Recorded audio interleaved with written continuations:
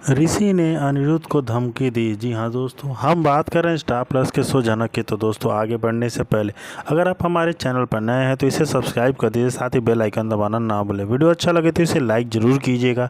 चलिए आगे बढ़ते हैं दोस्तों। जैसे कि हम देख रहे हैं कि ऋषि द्वारा अनिरुद्ध को धमकी देने से होती है पिछले दिनों से जारी एक एपिसोड में इसका दायरा बढ़ाया जाता है और अनिरुद्ध के सामने फैसला लेने की स्थिति आती है कि वह जनक की मदद करेगा या स्थिति से बचने की कोशिश करेगा। वहीं दूसरी तरफ जनक और ऋषि की हालत देखकर बोस हाउस में बहुत बड़ा हंगामा मचता है। लोग जनक ऋषि के बीच की स्थिति पर चर्चा करते हैं, संभावित दोषारोपण करते हैं और शायद कुछ लोग जनक से उलझते भी हैं। वहीं दूसरी तरफ जनक इस सब के बीच खड़ी हो जाती है, अपने आत्मसम्मान, अपनी मेहनत और उन लोगों की बातों को निपटाने के लिए उसकी उम्मीदों को कम करने आंकड़े के है। अनिरुद्ध कुछ न कुछ सहायता देने की बात करता है और लेकिन जनक को अपनी लड़ाई खुद लड़नी है। एक शीर्ष दृश्य होगा जहां जनक को फैसला लेना है कि वह किस तरह से बोस हाउस की तानेबाजी और धमकियों की कीमत चुकाएगी या अपनी पहचान बनाए रखने की। ऋषि और अनिरुद्ध के बीच टकराव चरम पर पहुंचने के कगार पर होगा। वही अंत में जनक या अनिरुद्ध द्वारा कुछ ऐसी सक्रियता देखने को मिलती है कि कहानी आगे की दिशा को तय करेगी। शायद जनक यह तय कर लेती है कि अब वह दबने नहीं देगी या कोई खुलासा होगा जिस स्थिति को बदल देगा। वहीं दूसरी तरफ दिखाया जाएगा कि जनक सुबह उठती है और अपने परीक्षा के लिए रेडी होने लगती है। जनक सुबह उठती है, उसे पता चलता है कि परिवार में शादी की चर्चा शुरू हो गई है। ऋषि अदिति की जनक हैरान होती है और यह फैसला कैसे लिया गया, किसने इसकी योजना बनाई और इससे जनक की सहमति क्यों नहीं ली गई। वहीं दूसरी तरफ दिखाया जाता है कि जनक अपने आप से और अपने अंदर जनक और अनिरुद्ध या अन्य करीबी लोगों से पूछेगी, क्या मेरा इस निर्णय में कोई स्थान नहीं है? क्या मुझे इस स्थिति से खुश होना चाहिए? यदि भावनाएं, आंसू, घबराहट, शायद परिवार या दोस्तों से बात करने की कोशिश करेगी। अदिति संभवतः ऋषि से पूछेगी कि यह निर्णय क्यों लिया गया। शायद ऋषि कहेगा कि यह परिवार की उम्मीदों को पूरा करने के लिए है, सम्मान बचाने के लिए या किसी बाहरी दबाव की वजह से। अदिति जनक के बारे में निर्णय से पारदर्शिता चाहती है। जनक को शामिल क्यों नहीं किया गया? जनक कोई कदम उठाएगी, हो सकता है वह निर्णय को स्वीकार ना करे, विरोध करे या परिवार से कहे कि उसने अपने हक का हक नहीं लिया गया। इससे कि जनक की भावनाएं सामने आएगी, आशा, निराशा, गुस्सा, भय, समझौते की चाह, लेकिन आत्मा सम्मान की लड़ाई भी होगी। शायद जनक को कोई सूचना मिलती है कि शादी की यह योजना सिर्फ दिखावा है या उसके ऊपर दबाव या कि अनिरुद्ध वहीं दूसरी तरफ दिखाएगा कि निर्णय की पृष्ठभूमि में कुछ और सोचा रहा है। संभव है कि जनक की नाराज़गी के बाद परिवार या ऋषि यह सोचेंगे कि जनक के विचारों की परवाह करनी चाहिए या नहीं। जी हाँ दोस्तों, वहीं दूसरी तरफ कि वह ज़रूर पास होगी क्योंकि उसने बहुत मेहनत की है, लेकिन कुछ लोग उसके खिलाफ बातें बनाते हैं और ताना मारते हैं कि उसकी जैसी लड़की कभी आगे नहीं बढ़ सकती है। इन सबके बीच, इन दोनों के बीच बदकटु बातों से जनक थोड़ी दुखी हो जाती है, लेकिन वह चुप रहकर सब सह लेती है क्योंकि इस बीच अनिरुद्ध जनक के पास आता है और उसे ढाढ़स बंधाता है। वह कहता है, तुमने जितनी मेहनत की है उसका फल जरूर मिलेगा। किसी के कहने से अपने आत्मविश्वास को कमज़ोर मत होने देना। अनिरुद्ध की बातें जनक को हिम्मत देती है और उसके चेहरे पर हल्की मुस्कान लौट आती है। दूसरी ओर कहानी का एक और मोड़ दिखता है। ऋषि को अनिरुद्ध और जनक की नज़दीकी से परेशान है। अनिरुद्ध को देखकर घेर कर धमकी देता है। वह साफ कहता है कि अगर अनिरुद्ध जनक का साथ देता रहा तो उसे गंभीर परिणाम भुगतने पड़ सकते हैं। इस धमकी से माहौल और तनावपूर्ण हो जाता है। अनिरुद्ध बाहर से शांत रहता है, लेकिन अंदर ही अंदर वह और मजबूत हो जाता है। ऐसे एहसास होता है यह अब सिर्फ जनक की परीक्षा नहीं बल्कि उसकी इज्जत और उसके भविष्य की भी लड़ाई है। इसके बाद एपिसोड का केंद्र परीक्षा जनक के परीक्षा परिणाम की ओर मुड़ता है। सब लोग टीवी या मोबाइल पर रिजल्ट देखने का इंतज़ार करते हैं। परिवार के लोग इकट्ठा होते हैं पर हर कोई अलग अलग भाव से इंतज़ार करता है। जनक का हाथ कांपते हैं, लेकिन अनिरुद्ध उसका हाथ पकड़ के उसे ढाढ़स बनाता है। अंततः नतीजा घोषित होता है और जनक पास हो जाती है। न सिर्फ पास बल्कि उसे अच्छे अंक से पास होती है। यह सुनकर सब स्तब्ध रह जाते हैं। जो लोग उस पर शक कर रहे थे उनके चेहरे उतर जाते हैं। वहीं अन्य ऋषि और कुछ गरीबी लोग उस खुशी से झूमने उठते हैं। झनक और की आंखों में आंसू बहते हैं। यह आंसू उसके संघर्ष, अपमान और मेहनत का नतीजा के साथ हैं। वहीं दूसरी तरफ झनक को याद आता है कि कैसे उसने तानों, मुश्किलों, हालात और अपमान सहकर पढ़ाई जारी रखी थी। आज उसका परिणाम ही है, उन सबका जवाब है। अनिरुद्ध आगे बढ़कर उसकी सफलता पर से बधाई देता है।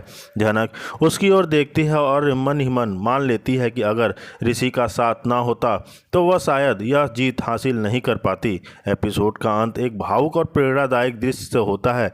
झनक की सफलता से उसका आत्मविश्वास लौट आता है, लेकिन कैमरा धीरे धीरे ऋषि के गुस्से भरे चेहरे पर टिकता है, जिससे साफ इशारा मिलता है कि आने वाले दिनों में उसका और अनिरुद्ध का टकराव खतरनाक होने वाला है। जी हाँ दोस्तों, वहीं दूसरी तरफ देखने को मिलता है कि और बताया जा कि पिता भी नहीं रहे, उसका मन टूट सा गया है। पंडित जी झनक से कहते हैं कि वह पिंडदान की रस्म निभाए। झनक कहती है कि वह यह नहीं कर सकती है क्योंकि माँ को अलविदा कहना बहुत कठिन है। ऋषि झनक को समझाने की कोशिश करता है कि माँ की आशीर्वाद हमेशा उसके साथ है और झनक माँ की छाया है। वह प्रेरित करता है कि वह यह रस्म पूरा करे। झनक जाती है पंडित जी के पास और पिंडदान करती है। ऋषि उसके पास बैठता है। पराशर झनक को सांत्वना देता है। वहीं दूसरी तरफ अगले दिन झनक ऋषि को खाना देती है और कहती है कि वह रास्ते में खा ले। ऋषि कहता है कि वह ढाबे में ही खा सकते थे। झनक कहती है कि घर का खाना बेहतर है। झनक को बुखार है, लेकिन वह ऋषि से नहीं बताती क्योंकि उसे लगता है कि वह परेशान हो जाएगा। ऋषि उससे कहता है कि वह परीक्षा अच्छी से दे। झनक सोचती है कि वह ऋषि को कुछ कहने का अधिकार नहीं रखती। ऋषि जाते समय झनक को भरोसा दिलाता है कि समय सब बदल देगा। वहीं दूसरी तरफ देखा जा रहा है कि झनक को माँ की बहुत सारी बातें याद आती हैं, बहुत सताती है उसकी याद, और माँ के बिना जीवन की खाली जगह को महसूस कर रही है झनक। दूसरी तरफ ऋषि भी भूमिका इस एपिसोड में सराहना देने के लिए है। वह झनक को मानसिक रूप से संभालने की कोशिश करता है। परिवार में तनुश्री, इंदुमती आदि पात्रों की भूमिका संघर्ष बढ़ाती है और एक ओर आदर्श और सामाजिक प्रतिष्ठा की चिंता, दूसरी ओर व्यक्तिगत भावनाएं और न्याय की गुंजाइश करती है। अदिति का दिल टूटा हुआ है क्योंकि ऋषि ने झनक को प्राथमिकता दी और रिश्ते में दूरी महसूस की। जी हाँ दोस्तों, हम देखते हैं कि जैसे कि ऋषि झनक को कहता है और ऋषि झनक को खाना देने की कोशिश करती है, लेकिन ऋषि मना कर देता है, कहता है कि मैं रास्ते में ही खा लूँगा, साथ का समय हो रहा है। और वहीं पर बैठकर रोने लग जाती है। अदिति कहती है अब मैं सब दिन के लिए उससे रिश्ता तोड़ देना चाहती हूँ।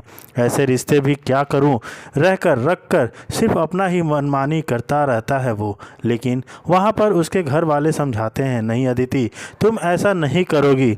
जहाँ अदिति कहती है कुछ बचा ही नहीं हमारे और उसके बीच, अब मैं क्या कर सकती हूँ। लेकिन उसने मुझे बहुत दिल दुखाया है, उसे मैं कभी माफ़ नहीं करूँगी। ऋषि की माँ उसे समझाने की बहुत कोशिश करती है, बहुत ज़्यादा कोशिश कर रही होती है, लेकिन ऐसा एक बार भी उसने उस लड़की के साथ शायद निभाया ना होता तो सब दिन के लिए हम लोग पूरे परिवार उससे रिश्ता तोड़ देंगे। लेकिन अदिति कहती है अगर वह उससे इस घर में बहू के रूप में अगर आपको ले आए तो फिर आप क्या कर सकती हैं, और क्या ही कर सकती हैं, कुछ नहीं कर सकती हैं।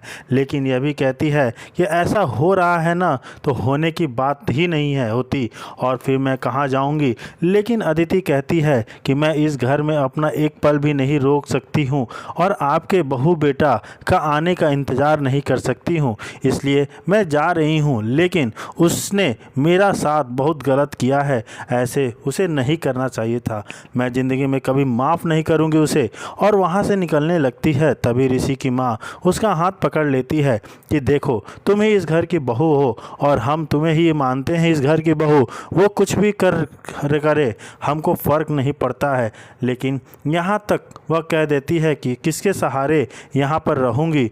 दूसरी तरफ में दिखाया जाएगा पराशर और फिर मिलकर श्राद्ध करने के लिए तैयार हो जाते हैं, वह भी नूतन के लिए। पराशर बहुत ज़्यादा रो रहा होता है तो एक तरफ फूल भी बहुत ज़्यादा रो रही होती है। सब लोग जो एक सिर्फ नूतन को मिस कर रहे होते हैं।